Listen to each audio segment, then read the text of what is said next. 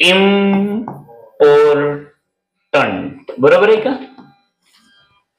Important bands कुठले? In solids. सगळ्यात अगोदर मला सांगा रे बाळांनो, सॉलिड ह्या शब्दाचा अर्थ माहिती आहे, बँडचा अर्थ शिकवलाय. आणि हा जो आहे ना, हा आम्ही बऱ्याच वर्षांपासून शिकतो, महत्वाचे. आता तुम्ही मला सांगा, उदाहरण समजा उद्या आमच्या सृष्टीचं लग्न आहे समजा. मग ती समजा गावाकडून शॉपिंगला किंवा कसं कुठेतरी गेली समजा, किंवा जेवढे काही तिच्या कॉन्टॅक्ट मध्ये जेवढी काही लोक आहेत किंवा जेवढी लोक तिनं बघितले ते सगळ्या लग्नाला बोलत आहे. सगळ्यांना कुणी दिसलंय उद्या का? तुम्ही मला सांगा, आपण ज्यावेळेस पत्रिका देतो त्यावेळेस आपण महत्वाच्याच लोकांना पत्रिका देत असतो, कुणालाही बोलवतो, कुणालाही यारे तिकडं असलं नसतं ना. काल परवा 22 तारखेला अयोध्येमध्ये काय झालं सगळ्या जगाला माहित झालं. मग जवळपास त्यांनी 5-6 हजार लोकांना बोलवलं होतं म्हणे. किती लोकांना? 5 ते 6. पूर्ण भारतामध्ये किती लोकांना? 5 ते 6. तुम्हाला मला बोलवलं होतं का? मग त्यांच्यासाठी आपण इम्पॉर्टंट. त्यांच्यासाठी इम्पॉर्टंट कोण होतं? अमिताभ बच्चन, विराट, अंबानी. त्यांना अंबानी, बरोबर आहे ना, त्यांना महत्वाचं कोण वाटलं? अंबानी. ह्यो बंबानी नाही.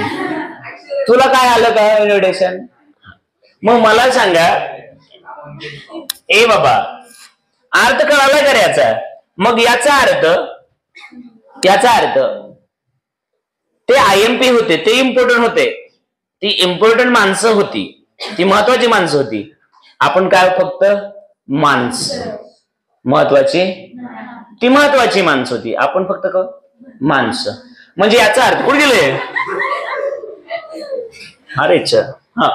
मग बाळांनो, आपण कोणात फक्त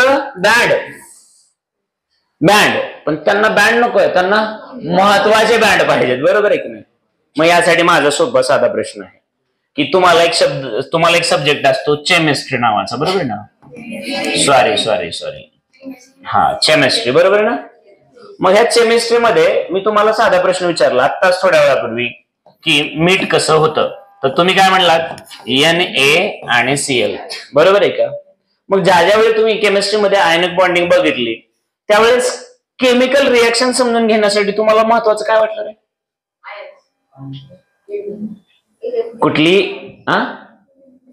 कुठली केमिकल रिएक्शन कशी घडते हे दाखवण्यासाठी महत्वाचं काय वाटलं मला?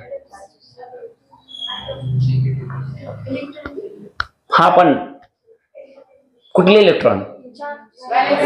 हा, म्हणजेच व्हेरी गुड बाळांनो, तुमच्यासाठी हे महत्वाचं होतं ना, बरोबर आहे ना? आणि त्याने लगेच पुढचा शब्द वापरला, तो म्हणला व्हॅलेन्स. मग आता मजा बघा, त्याने व्हॅलेन्स इलेक्ट्रॉन म्हणायच्या अगोदर इकडे कोणीतरी इलेक्ट्रॉन म्हटलं होतं. मी त्याला म्हणलं हा, पण त्याने व्हॅलेन्स इलेक्ट्रॉन म्हणलं की आता मजा काय? तो म्हणला इलेक्ट्रॉन, तो म्हणला व्हॅलेन्स इलेक्ट्रॉन, ह्या दोन्हीतला अर्थ काय? तो म्हणला इलेक्ट्रॉन, तो म्हणला महत्वाचे इलेक्ट्रॉन. तिकडे काय म्हणली ती मुलगी? इलेक्ट्रॉन्स. तो मुलगा काय म्हणतो? Important electrons. मग आता मजा काय आहे की जर तुमच्याकडे हा सोडियम होता ना रे, हे न्यूक्लियस सोडियमचं, ही पहिली ऑर्बिट, ही दुसरी ऑर्बिट आणि तिसरी ऑर्बिट, बरोबर आहे का? मग बाहेरच्या ऑर्बिट मध्ये 1 इलेक्ट्रॉन होतं ना, पण मधल्या ऑर्बिट मध्ये 8 होते ना. मग तुम्ही त्या एकाकडे लक्ष देत होता का मधल्या 8 कडे लक्ष देत होता का त्याच्या आतमधल्या 2 कडे लक्ष देत होता? म्हणजे तुमची केमिकल रिएक्शन साठी हे 2 इलेक्ट्रॉन रिस्पॉन्सिबल होते आतमधल्या ऑर्बिटचे का मिडल ऑर्बिटचे? बघा, फर्स्ट ऑर्बिटचे 2 महत्वाचे होते का मिडल ऑर्बिटचे 8 महत्वाचे होते का बाहेरचा 1 महत्वाचा होता? आमचा प्रश्न नीट परत समजून घ्या. जर तुम्ही एक ऍटम घेतला तर त्याच्यामध्ये खूप साऱ्या काय आहेत? ऑर्बिट्स आहेत, आणि खूप साऱ्या ऑर्बिट मध्ये खूप सारे काय आहेत? इलेक्ट्रॉन्स आहेत. मग तुम्ही आतमधले इलेक्ट्रॉन बघत बसता का व्हॅलेन्स ऑर्बिट मधले इलेक्ट्रॉन बघता? मग तुम्हाला हे सगळे जरी इलेक्ट्रॉन असले तरी महत्वाचे कोण आहेत? Valence electrons. बरोबर आहे का? महत्वाचे कोण आहेत? मग मला सांगा, कालच्या कार्यक्रमाचं लक्षात आलं? त्यांना आयएमपी लोक पाहिजे होते, आपण फक्त कोण आहोत? लोक. मग हे सगळे इलेक्ट्रॉन आहेत, पण हा कोण आहे? आयएमपी इलेक्ट्रॉन आहे. बरोबर आहे की नाही? मग आपल्याला बँड सुद्धा कोणाचे बघायचे? सगळ्यांची एनर्जी बँड बघायचे का फक्त आयएमपीचे बघायचे? बरोबर आहे का? तसंच का असलं पाहिजे? आता पहिला प्रश्न कळाला असेल तुम्हाला की बाबा हेच त्याच्यात डिगाण आहेत, पण आम्हाला कुठलं पाहिजे? आयएमपी. मग आयएमपी का? हा त्याचं उत्तर भेटलं का? त्याचं उत्तर भेटलं का? दुसरी गोष्ट, आणखी साध्या सोप्या भाषेमध्ये मला आणखी पुढे जायचंय. मला हा प्रश्न विचारायचा आहे की बाळांनो, ज्या वेळेस तुम्ही 9वीला किंवा 10वीला आलात आणि तुमच्या समोर अशी एक वायर ठेवली, काय ठेवली? वायर. मग सगळ्यांनी तुम्हाला शिकवलेलं असतं वायर मधून करंट फ्लो होतो. मग करंट म्हणा किंवा वायर मधून इलेक्ट्रिक एनर्जी जाते म्हणलं, मग एनर्जी कॅरी करायचं काम कोणाचं होतं? तर इलेक्ट्रॉनचं होतं. मग इलेक्ट्रॉन तर ऍटमच्या आतमध्ये असतो, मग तो पळतो कसं काय? तर ह्यासाठी तुम्हाला शिकवलेलं असतं. Very good. त्यासाठी कसला इलेक्ट्रॉन सांगितलेलं असतं? फ्री. मग जो फ्री असतो तो ऍटमच्या आतमध्ये असतो का ऍटम मधून बाहेर पडलेला असतो? तो ऍटमच्या आतमध्ये आहे का ऍटम मधून बाहेर पडलाय? ऍटम मधून बाहेर पडलाय, मटेरियल मधून नाही.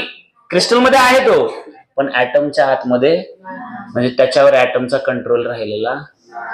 आपण बघतो बऱ्याचदा काही गल्लीमध्ये अशी एका गल्लीमध्ये एखादा तर लेकरू असतं की त्याच्यावरती आई बाबाचा कसलाही कंट्रोल राहिलेला, कसलाच कंट्रोल राहिलेला नसतो. कुठं पाहिजे तिकडे बोंबलत फिर. मग ज्या वेळेस त्या फ्री इलेक्ट्रॉनवरती न्यूक्लियसचा कंट्रोल कसलाही राहिलेला नाही, मग हा जो आहे फ्री इलेक्ट्रॉन तोच कामाला येतो. कुणाच्या? तर जी नेते मंडळी आहे त्यांच्या कामाला कोण येतो? तो फ्रीच ना. सतरंजा उचलायच्या, हे करायचं ते करायचं काम कोणी करायचे? बोंबलं थिंडायचं कुणी करायचे? त्यांनीच ना. कारण तो घरी आईचं काम ऐकत नाही, बापाचं काम ऐकत नाही, भावाचं काम ऐकत नाही. पण ह्या नेत्यांना असं सांगितलं की ते आपल्याकडे मन आहे ना की नेत्यासाठी 2 लिटर रक्त हे करून येईल, पण बापासाठी 2 थेंब रक्त खर्च करणार नाही. पण बाळांनो, हा जो आहे हा त्या नेत्याच्या जसं कामाला आला ना, एक्झॅक्टली आपल्या पण कामाला हा फ्री येणार आहे. मग जर मी हा कॉपरचा रॉड घेतला किंवा गोल्डचा रॉड घेतला आणि मग जर याच्यामध्ये मी आता ऍटम नाही दाखवला, काय दाखवला? हा इलेक्ट्रॉन दाखवला. आणि या इलेक्ट्रॉनला मी कसला आहे म्हटलं? आता हा फ्री आहे. फ्री आहे म्हटल्यानंतर तो या मटेरियल मध्ये कुठेही फिरू शकतो. कुठेही फिरू शकतो तो. आता मग जर तो कुठेही फिरू शकतो, मग तो फ्री झालेला आहे. मग तो फ्री होतो कसा? तर त्यासाठी तुम्हाला इथे यावं लागतं. हा इलेक्ट्रॉन आता फ्री आहे का? सगळ्यात बाहेरच्या ऑर्बिटमध्ये. सगळ्यात बाहेरच्या ऑर्बिटमध्ये. मग तो बाहेरच्या जरी असला, आता मी समजा याला ए इलेक्ट्रॉन म्हटलं आणि याला बी इलेक्ट्रॉन म्हटलं, मग ए न्यूक्लियसच्या जवळ आहे का बी न्यूक्लियसच्या जवळ आहे? बी जवळ आहे. म्हणजे टाइटली ए ला बांधून ठेवलेला आहे का बी ला बांधून ठेवलेला? बी ला बांधून ठेवलेलं आहे. म्हणजे बी सहजासहजी निघणार नाही, कारण बी आई बापाचा चांगला ऐकतो, पण ए ऐकत एकदम थोडस त्यांचं रिलेशन राहिलेलं आहे, कंट्रोल थोडासा राहिलेला आहे घरच्यांचा. मग बाहेरून कोणीतरी येतो, दादा भैया बिया कोणीतरी येतो, त्याला काहीतरी सांगतो. बरोबर आहे की नाही? आणि बघ, राजकारणातलं तुम्हाला वाईट वाटत असेल तर असं समजा की हा आता भैया मोठा झालाय, भैयाचं केलं आपण लग्न. बरोबर आहे की नाही? मग भैयाला आली एनर्जी बायको नावाची. बरोबर आहे की नाही? मग आता जोपर्यंत वयाच्या 25 वर्षांपर्यंत ह्याला मम्मी पप्पा चांगले वाटत होते, पण वहिनी आल्या ना, वहिनीने कानात सांगायला चालू केलं भैयाच्या की असा असा प्रॉब्लेम आहे. मग भैया आला तोपर्यंत एनर्जीच नव्हती, आता भैयाकडे आली मोठी एनर्जी. मग आपल्याला माहित आहे इलेक्ट्रॉनला ज्या वेळेस बाहेरून एनर्जी येते, मग कुठल्याही फॉर्म मध्ये असतो, जनरली ती एनर्जी असते in the form of heat असते. कुठल्या फॉर्म मध्ये असते?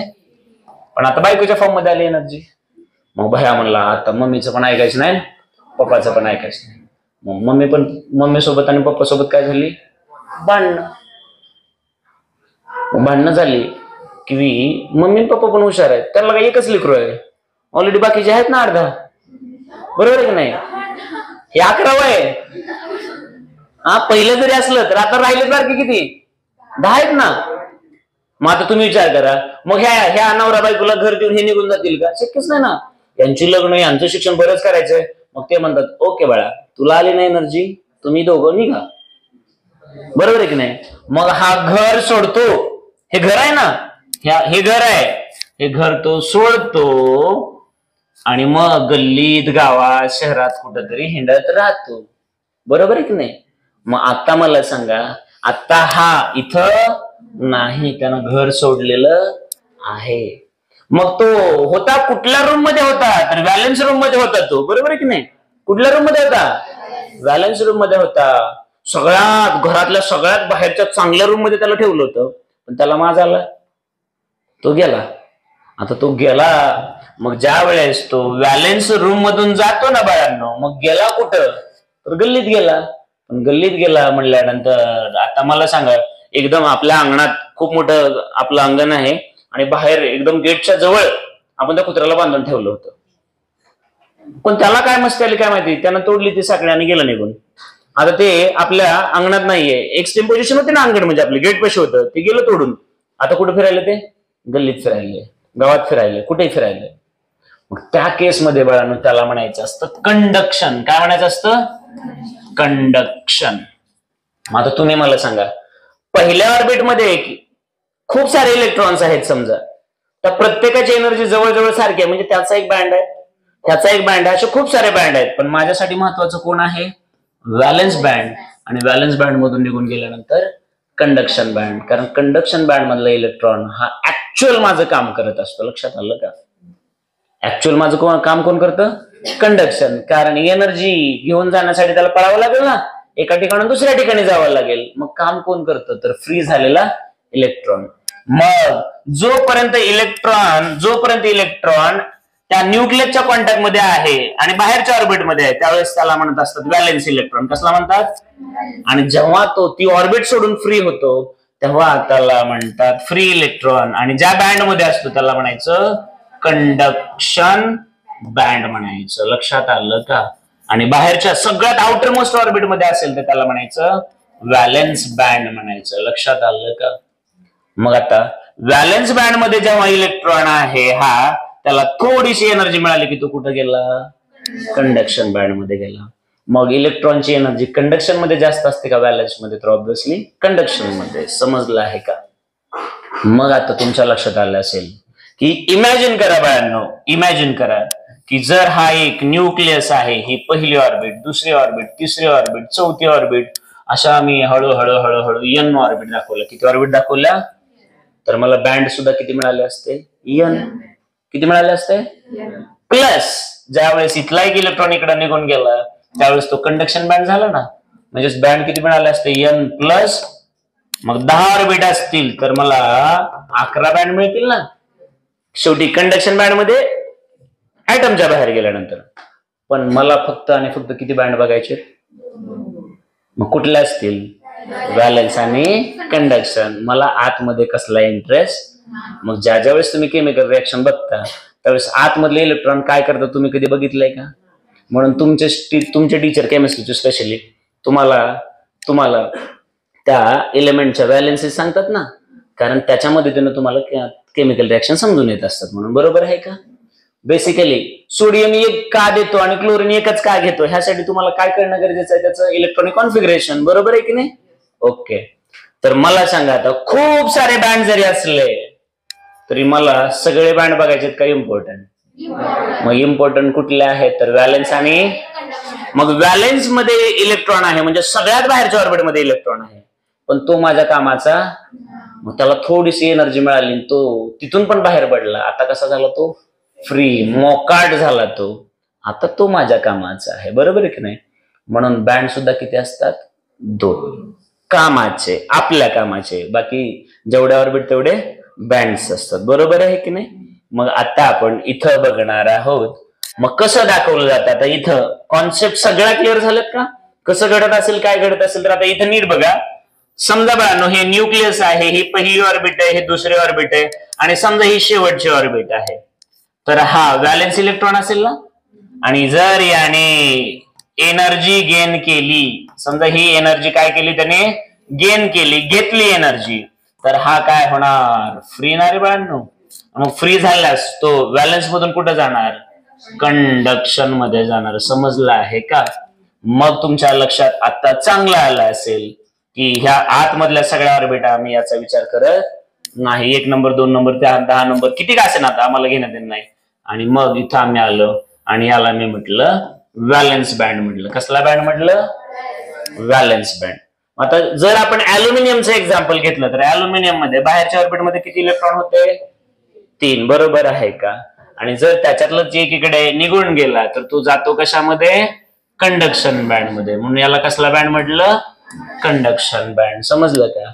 मग व्हॅलन्स बँड मधून कंडक्शन बँड मध्ये जर इलेक्ट्रॉनला जायचं असेल तर इलेक्ट्रॉनला एनर्जी काय करावी लागते, घ्यावी लागते, गेन करावी लागते. कुठल्या का फॉर्म मध्ये असं, जनरली आपण हीट बद्दल बोलतो. समजलं आहे का? नक्की कळालं? मग व्हॅलन्स बँड काय असतो, कंडक्शन बँड काय असतो.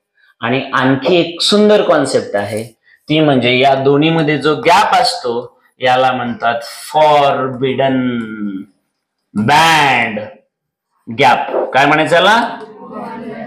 हा, आता तुमचं लक्ष पाहिजे ह्या मधल्या गॅप कडे.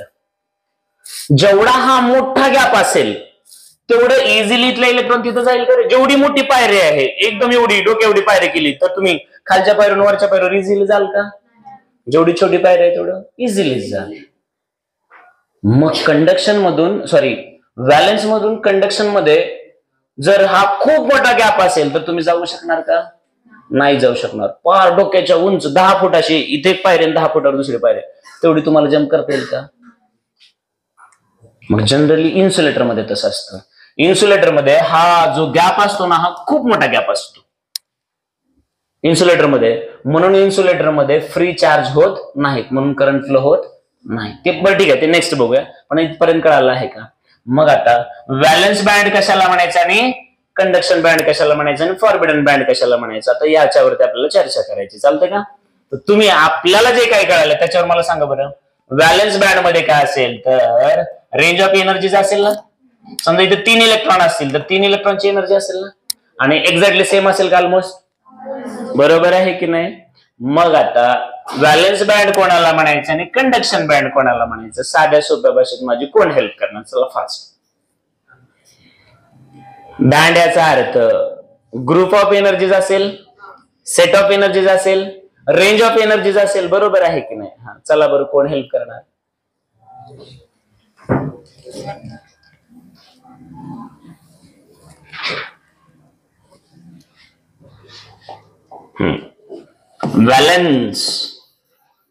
Valence band can be defined as group म्हणा, सेट म्हणा, नोट्स मध्ये रेंज शब्द वापरलेला आहे. हा चालेल. Defined as group of energies. पण कुठल्या एनर्जीज, कुणाच्या एनर्जीज? तर तुम्हाला म्हणावलंय energies which are possessed by. Possessed याचा अर्थ कळतो का? Possessed by. पजेस्ड याचा अर्थ च्याकडे असणे, कोणीतरी घेऊन येणे. आता एक इलेक्ट्रॉन त्याच्याकडे काहीतरी एनर्जी आहे, दुसऱ्याकडे काहीतरी एनर्जी, तिसऱ्याकडे काहीतरी एनर्जी आहे. पजेस्ड बाय कुणी? हा, पजेस्ड बाय व्हॅलेन्स इलेक्ट्रॉन्स. बरोबर आहे का? तर याचा अर्थ काय झाला, तर या व्हॅलेन्स ऑर्बिट मध्ये जे काही इलेक्ट्रॉन्स आहेत त्या इलेक्ट्रॉनकडे जी काही एनर्जी आहे त्या प्रत्येकाच्या एनर्जीचा जो काही ग्रुप केला, सेट केला, संच केला किंवा जी काही रेंज आहे त्याला आम्ही काय म्हटलेलं आहे? Valence band. बरोबर आहे का? सोपं आहे ना हे? समजलंय का? एक मिनिट. Valence electrons. बरोबर आहे का? समजलं का? मग बाय बाय झालं का? नक्की कळालं? याचा अर्थ साधा सोपा कळाला का? समजा तुम्ही सगळेचे सगळे व्हॅलन्स इलेक्ट्रॉन्स आहेत. तुम्ही सगळेचे सगळे व्हॅलन्स इलेक्ट्रॉन. ओके. आता तुमच्याकडची माणसाची एनर्जी म्हणजे माहित आहे सगळ्यांना. बरोबर आहे की नाही? हा, मग समजा आपण सगळ्यांचे पॉकेट चेक केले आता. तसं नसते, काय तरी असेल, काय ना काय असणार.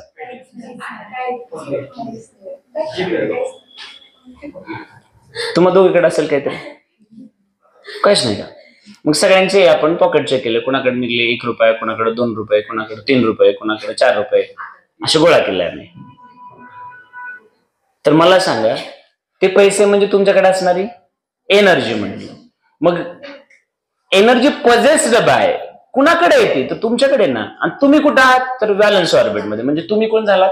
इलेक्ट्रॉन झालात. समजलं का? आणि तुमच्याकडचे पैसे म्हणजे काय झाले? एनर्जी झाली तुमची. समजलं का? मग मला सांगा, याच्यात 3 इलेक्ट्रॉन होते, तर इथं तुम्हाला तिघांची एनर्जी दिसेल. आणि इथं जर समजा 4 असते तर, इथं 2 असते तर. समजलं आहे का? मग जर तुम्हाला व्हॅलन्स बँड कळाला असेल तर तुम्ही मला कंडक्शन बँडचं उत्तर द्यायला पाहिजे का? मग कंडक्शन बँडचं असंच होईल ना. Conduction band can be defined as the group or range of energies. पण कुठले? Which are possessed by the electron which are living or which are lying in conduction band ना. जे इलेक्ट्रॉन कंडक्शन बँड मध्ये आहेत त्यांच्याकडे ज्या energy आहेत त्यांचा ग्रुप केला तर तो काय होईल? कंडक्शन बँड होईल. बरोबर आहे की नाही? सोपं आहे की नाही? मग एक समजलं की दुसरं समजायलाच पाहिजे, तर आपण शिकतोय म्हणायचं. मग खरं कळालं का? मग आता फॉरबिडन बँड गॅप काय असेल? The difference between conduction band and. सोपं आहे की नाही हे सगळं? नक्की. मग आता जर तुम्हाला हे 1 नंबर कळाले आहे तर दुसरं मला कोण सांगेल? अगोदर मला पाहिजे कंडक्शन बँड. चला, मला खूप भारी वाटतं ज्यावेळेस तुमच्याकडून उत्तर यायला लागतात ना, खरंच मला छान वाटतं. हा, conduction band can B defined as. आता मी तेच करणार होतो, आता हे नको. हा, ॲज दी रेंज म्हटलं. आता काय म्हटलं? आता ग्रुप नको ना आता. हा, the range of energies which R possessed by the electrons ना. इलेक्ट्रॉन्स विच लायचा अर्थ कळतो ना, कुठंतरी राहणे असणे तिथं. विच लाय कुठं? Inside the conduction band. बरोबर आहे का? जे इलेक्ट्रॉन कंडक्शन बँड मध्ये राहतात त्यांच्या एनर्जीचा जर आम्ही बंच केला, सेट केला, किंवा त्यांची जर रेंज बघितली तर त्याला आम्ही काय म्हटलं? बरोबर आहे की नाही? किंवा जे फ्री आहेत. ओके. मग आता मला सांगा, जर हे कळालं असेल तर आता तिसरी गोष्ट तुम्ही सांगणार ना मला. फॉरबिडन बँड गॅप, किंवा तुम्ही शब्द वापरू शकता फॉरबिडन एनर्जी बँड गॅप. पुढे असंच बोलणार ना. Can be defined as D.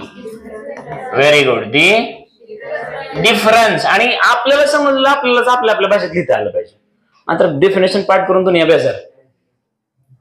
क्लासमध्ये पाठ का? मास्तरनं पुढं 3दा, सरांनीच पुढे 2दा-3दा म्हणलेले असते. काही तर क्लासमध्ये लिटरली सांगतो, पुढे शिक्षक म्हणत असतात, मागे मुलं वधवून घेत असतात. बरं का? लिटरली मी असे किती क्लासेस सांगतो तुम्हाला की पुढे शिक्षक बोलतोय आणि मागे मुलं बोलत असतात त्यांच्यासोबत. माहिती का तुम्हाला? म्हणजे ते कोरस मध्ये लता मंगेशकर गाणं म्हणतात, हा दिल तो पागल हे म्हणलं की वाक्याने ते पागलच म्हणायचं. बरं का? ठरलंय. मग पुढे शिक्षक काहीतरी सांगतोय, कॅन बी डिफाइन ॲज, लगेच मागच्याने तेवढंच म्हणायचं कॅन बी डिफाइन ॲज. आणि असं मग 3दा होतं. मग 4थ्या वेळेस शिक्षक लिहितो. आता शिक्षक लिहिताना विद्यार्थी 5व्या वेळेस लिहितोय आणि पुन्हा मग तो 1दा-2दा आणखी म्हणतो. मग एक गोष्ट कमी कमी 7-8 वेळा झाली आणि मग क्लास सुटला. क्लास सुटताना बाहेर जाताना मग त्यांचं चालू असतं कॅन बी डिफाइन्ड ॲज. गाणं आता तुम्हीच मला सांगा, एक गाणं 4-5 वेळा ऐकलं की आपण गुणगुणत बाहेर येतो. तसं क्लास संपलं की ते गुणगुणत बाहेर येतात आणि म्हणतात सरने काय शिकवलं आजचं सगळंच कळलं. अरे नाला का कळलं का पाठ केलं तू? आणि त्या नालायकाला तेवढा सुद्धा फरक कळत नाही की कळणं आणि पाठ करण्यातला. ते पण म्हणतो, दुसरं सुद्धा म्हणतो अरे नंबर 1 कळलाच. मग ते 2 दिवस लक्षात राहतं. बरोबर आहे की नाही? 3ऱ्या दिवशी परवा काय झालं रे काय माहिती. बरोबर आहे. कळायचा तर विषयच नव्हता. कॅन बी डिफाइन्ड ॲज एवढं लक्षात राहतं कायम स्वरूपी. बरोबर आहे की नाही? हा गोंधळ नको आपल्याला. मग मला सांगा, फॉरबिडन जो बँड आहे गॅप, तो नेमकं काय असतं? तर 2 बँड मधला. बरोबर आहे. मग कसं कुठला पुढे घ्या कुठला मागे काय फरक पडणार नाही. Can be defined as the difference between between काय घेऊ अगोदर? चालेल. Valence band and conduction band. माझं अक्षर कळतंय? ओके. कळत नसेल तर चष्मा घ्या. तेवढंही करून काय कळत नसेल तर दवाखान्यात जाऊन द्या. ठीक आहे. नक्की कळालं काय सगळं? मग एवढं जर सगळं कळालं असेल तर खूप सारे बँड्स असतात. त्याच्यातले तुम्ही 2 स्टडी केलेत फक्त, व्हॅलेन्स आणि कंडक्शन. त्यातला डिफरन्स तुम्ही फॉरबिडन म्हटलं, पण बेसिकली तुम्ही किती स्टडी केले? 2च केले. समजलं का? मग तुम्ही मला सांगा, व्हॅलेन्स बँड मधल्या इलेक्ट्रॉनकडे खूप कमी एनर्जी असते, बरोबर आहे ना? खूप कमी असते म्हणजे खूप कमी एनर्जीने न्यूक्लियसने बांधलेलं असतं, म्हणजे त्याची वायर किंवा त्याचं दावं हे वीक असतं, ते लवकर तुटतं, बरोबर की नाही? म्हणून ते इलेक्ट्रॉन लवकर फ्री होतात आणि ते फ्री झालेले इलेक्ट्रॉन आपल्या कामाचे असतात. समजलं का? जेवढे जास्त फ्री इलेक्ट्रॉन तेवढा इझिली करंट फ्लो होत असतो. नक्की कळालं आहे का? 100% लक्षात आलंय का? मग एवढं सगळं कळालं असेल तर पटकन आपल्या सवयीप्रमाणे नोट्स मध्ये एंटर करायचे. फास्ट.